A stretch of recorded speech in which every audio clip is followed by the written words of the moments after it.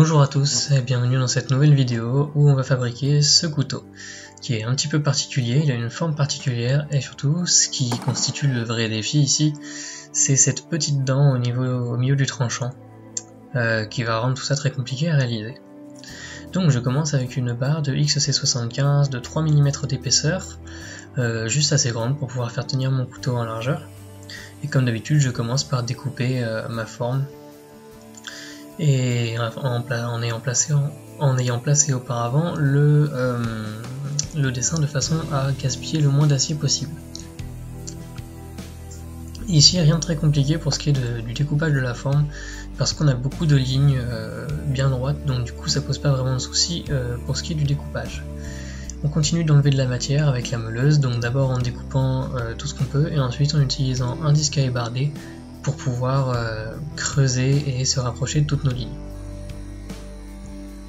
Au passage, pour tous ceux qui ont trouvé une barre de métal et qui se demandent si c'est possible de faire de l'acier ou pas, vous pouvez observer les étincelles que ça fait. Là par exemple, vous voyez que chaque étincelle se termine en une sorte de petit feu d'artifice et ça c'est un signe du taux de carbone qu'il y a dans l'acier. Une fois qu'on a fait le plus gros du travail à la meuleuse, on va pouvoir se déplacer à la ponceuse à bande pour pouvoir nettoyer toutes nos lignes et rendre tout ça bien plus uniforme et bien plus propre. Là aussi, les lignes bien droites vont nous aider pour façonner le profil de notre couteau. Il y a certains endroits qu'on ne pouvait pas accéder avec la ponceuse à bande, tout simplement parce que c'était trop serré, donc du coup il faut prendre tout ça à la lime. Et là, cette dent nous pose déjà nos premiers soucis. Mais bon, ici, ça se résout assez facilement avec quelques coups de lime, et comme c'est du XC75 recuit, c'est relativement facile à limer. Néanmoins, il faut quand même faire attention à ce que cette partie-là du tranchant soit la plus plate possible, parce qu'on ne veut pas un recurve. Et une fois qu'on a notre forme définitive, on utilise un Dremel pour pouvoir avoir des lignes bien plus propres. Ça nous permet d'avoir des lignes, des rayures qui sont perpendiculaires au sens d'allongement de la lame. C'est non seulement bien plus esthétique, mais en plus au niveau du tranchant, ça va éviter de créer des petites dents lorsqu'on va affûter le couteau. On perce ensuite nos trous, 2 pour les rivets et ensuite une série d'autres pour pouvoir alléger le manche. Et ensuite on va réaliser la petite encoche qu'il y a à l'intérieur, dans la lame. Donc on perce plusieurs trous et on va les relier d'abord à la lime, et ensuite on va continuer le travail à la lime en passant par une diversité de formes, le tout pour arriver à la forme que l'on veut à la fin. Donc j'ai surtout utilisé des lignes plates et des lignes triangles ici. Comme je l'ai dit, c'est du XC75 donc ça se lime plutôt bien à l'état recuit, et ça m'a pas pris trop de temps. On va ensuite passer à la réalisation du tranchant, enfin de l'émouture, et c'est ça qui est vraiment l'étape la plus compliquée de ce couteau. On note le milieu en utilisant un pied à coulisse, et ensuite j'ai utilisé le disque à ébarder sur la meuleuse, et je me suis servi de l'avant du disque pour pouvoir atteindre vraiment cette zone sans enlever la dent qui était au milieu du tranchant. Donc déjà à la meuleuse ça nous a posé quelques soucis, mais c'était pas là que c'était le plus compliqué, ça a été après, une fois qu'on a dû nettoyer tout ça à la ponceuse à bande. Ici le but est vraiment d'éviter de toucher cette dent parce que sinon ça va modifier sa forme et après ce sera vraiment pas beau.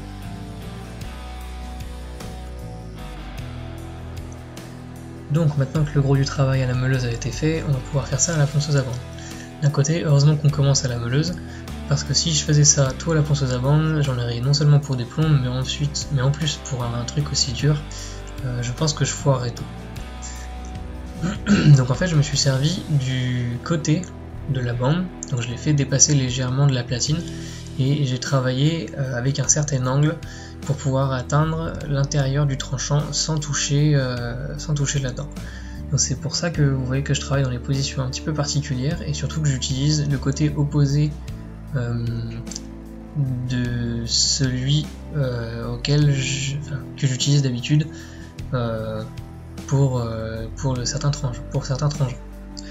Normalement, dans cette position-là, j'utilise que le côté droit de la platine, donc ce que vous me voyez faire ici, mais comme ça ne me permet pas d'atteindre ce qu'il y a vers la dent, donc à gauche, je vais devoir utiliser le côté gauche. et c'est pas facile d'être bien régulier lorsqu'on utilise les bords. Mais au final je m'en suis sorti et j'ai pu tremper le couteau sans trop de soucis. Ça n'a pas tordu, ça n'a pas vrillé et j'ai eu aucune fissure, donc je suis quand même assez surpris parce que pour une forme aussi particulière c'est souvent qu'on a des problèmes à la trempe. Maintenant que l'étape la plus stressante de la trempe a été passée, on va pouvoir passer au blanchissement de la lame. Bien sûr, le couteau a subi un revenu pendant 1 heure à 200 degrés. Ici le but c'est vraiment de nettoyer le couteau, de rendre ça tout bien joli et de le préparer pour le polissage à main, et puis surtout d'affiner mon tranchant, parce que je veux pas avoir beaucoup de boulot au moment de l'affûtage.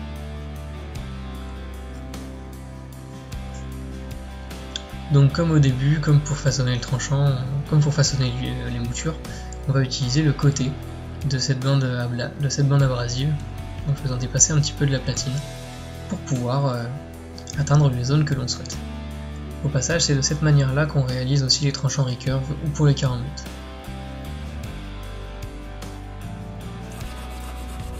Ensuite, voilà l'étape du polissage. Et donc une nouvelle étape où la dent va encore une fois nous embêter. J'ai pas eu trop de soucis pour ce qui est de nettoyer les plats, mais par contre j'avais du coup 3 départs des moutures par côté à faire au lieu d'un. Et donc 3 entablures à nettoyer en fait, sur lesquelles il a fallu enlever toutes les rayures. Et c'est pour ça que je me suis fabriqué cette nouvelle cale à poncer, donc en acier mou pour éviter qu'elle se torde, ou qu'elle se creuse comme le bois le ferait. Et elle a un petit biseau, ce qui me permet de vraiment sélectionner la zone que je veux polir. On n'oublie pas le dos et cette petite partie qu'il y a juste avant le tranchant pour pouvoir avoir un aspect homogène un peu partout. Donc ça m'a pris beaucoup de temps de polissage, pourtant je suis allé jusqu'au grain 400, donc c'est pas très élevé, mais cette petite dent au milieu ça a vraiment fait toute la différence et c'est ça qui a rendu le projet très compliqué en fait.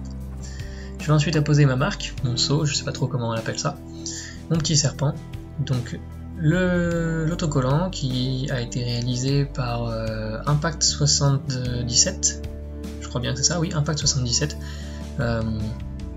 Vous trouverez des détails, un lien vers sa page sur ma page Facebook d'ailleurs.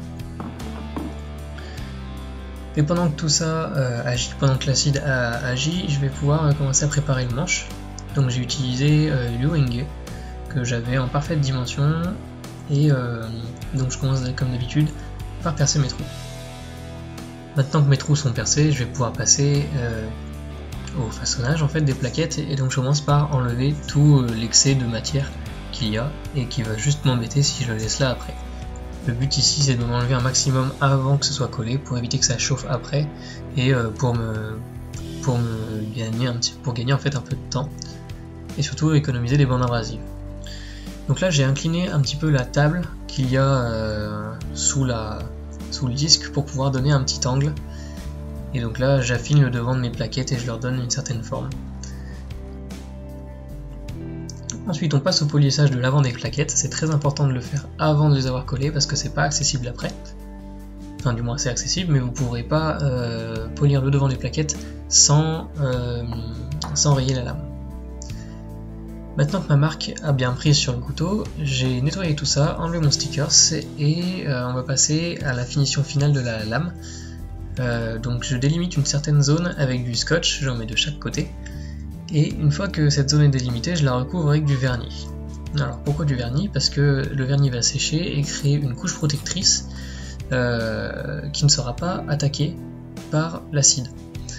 Donc en enlevant le scotch, ça me délimite cette zone recouverte de vernis, et cette zone là va rester brute, blanche en fait, enfin un aspect métal poli, alors que tout le reste va se faire attaquer par l'acide. Là l'acide que j'utilise c'est un mélange d'eau, de perchlorure de fer et de vinaigre, du vinaigre blanc. Donc vous voyez ça commence déjà à faire son effet. Et voilà ce qu'on obtient après une bonne dizaine de minutes dans l'acide. Donc l'acier noir qu'il y a sur la lame, c'est tout l'acier qui a été trempé et la partie plus claire c'est celle qui n'était pas trempée. Donc on a en plus de ça une petite trempe sélective sur la lame, mais elle ne sera pas visible parce que la jonction entre les deux sera recouverte par le manche. On enduit tout ça de colle, je mets de la colle dans chacun des trous que j'avais fait pour alléger le manche. Ça va me permettre de créer un lien en fait entre les deux plaquettes. Donc en plus de mes rivets, j'ai un lien en colle qui lie toutes les plaquettes, qui lie les deux plaquettes. Et ensuite, une fois que tout est bien ajusté, on va pouvoir utiliser un serre-joint pour serrer tout ça et laisser reposer une nuit, le temps que ça sèche. Une fois que c'est sec, on enlève les serre-joints et on coupe les rivets. Et ensuite, je les ai matés sur mon enclume. Mais j'ai pas filmé ça parce que ça me faisait déplacer la caméra, sortir dehors. Enfin, c'était un petit peu trop de contraintes pour quelques secondes de vidéo. On va pouvoir ensuite terminer notre manche, donc pour ça il faut utiliser des bandes abrasives qui soient pas trop usées parce que sinon ça va brûler le bois. Là j'utilise du 80 qui commence à être en fin de vie, donc je vais bientôt changer ma bande. Et le but ici c'est d'arrondir tous les angles et de donner une forme ergonomique aux manches. Ici au niveau ergonomie, étant donné que la forme du manche est très simple, je me suis contenté d'arrondir les angles. Ça donne un peu un effet presque stylo en fait, si on regarde un peu la forme du couteau. Mais au final ça tient bien en main. Pour le creux qu'il y a pour le doigt, alors je me souviens plus du nom que ça a, mais on va l'appeler ça comme ça. C'est trop petit pour être atteint à la ponceuse à bande, donc j'ai utilisé des limes à bois, puis des limes pour l'acier, pour façonner, donc non seulement enlever de la matière, et en plus rendre tout ça confortable. Un petit coup de Dremel pour effacer toutes les marques de lime, et pour me sauver un peu de temps au moment du polissage. Et ensuite un peu de papier de verre. Ça va nous permettre d'enlever toutes les rayures et d'avoir une jolie finition sur ce bois. Sachant que le Wenge, ça se polit pas trop mal. Par contre c'est un bois, j'ai l'impression que c'est un peu poreux, ou du moins fibreux. C'est-à-dire qu'il y a des sortes de grandes rayures permanentes dans le bois. Vous pouvez pas les enlever, c'est juste des endroits des rayures qui sont là. Je sais pas trop à quoi c'est dû, juste c'est l'essence qui est comme ça. Je plonge ça dans un mélange d'huile de lin et d'essence de térébenthine et je laisse ça quelques heures histoire que ça imprègne bien le bois. D'habitude, lorsque je laisse un manche plusieurs heures dans ce mélange, ça a tendance à révéler d'autres couleurs que ce qu'il y a déjà. Mais pour le Wenge, c'est un petit peu particulier parce que les veines brunes qu'on voyait auparavant se noircissent. Donc c'est pour ça que là on dirait presque de l'ébène en fait, que c'est totalement uniforme. Et finalement quand le bois aura à nouveau séché de l'huile et qu'il aura un petit peu vieilli avec le temps, on va revoir ces veines qui vont apparaître. Donc ça reste un manche presque vivant en fait, qui va changer un petit peu de couleur au fur et à mesure. J'ai affûté le couteau, aucun souci d'affûtage. Enfin si, j'ai galéré à cause de la petite dent, mais je m'en suis sorti finalement, et les deux parties du tranchant coupent. Par contre, j'avais extrêmement peur de me couper lorsque je me servais du tranchant au milieu, parce que cette petite dent en fait est très très agressive, et le moindre accroc fait que ça ouvre en fait. Donc faut être très prudent pour s'en servir.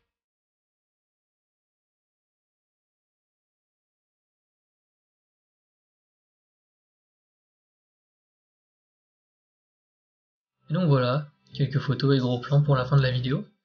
Conclusion, je suis très content de ce couteau. Enfin, je veux dire, c'est exactement comme ça que je l'avais imaginé. J'ai rien à redire sur le manche, juste pour la dent en fait. C'est la partie vraiment qui a été challengeante sur ce couteau, et je pense que je m'en suis bien sorti, mais qu'il doit probablement y avoir des meilleures méthodes pour faire ce type de tranchant. À voir au futur si jamais je peux faire ça avec du meilleur matériel. Donc c'est la fin de la vidéo, n'hésitez pas à me dire ce que vous en avez pensé, si vous avez des commentaires, des remarques, laissez tout ça dans la section commentaires. Je vous invite à partager la vidéo, c'est le meilleur moyen de soutenir la chaîne et mon travail, et moi ça me fait très plaisir. Et abonnez-vous et laissez un like. Voilà, à la prochaine et prenez soin de vous.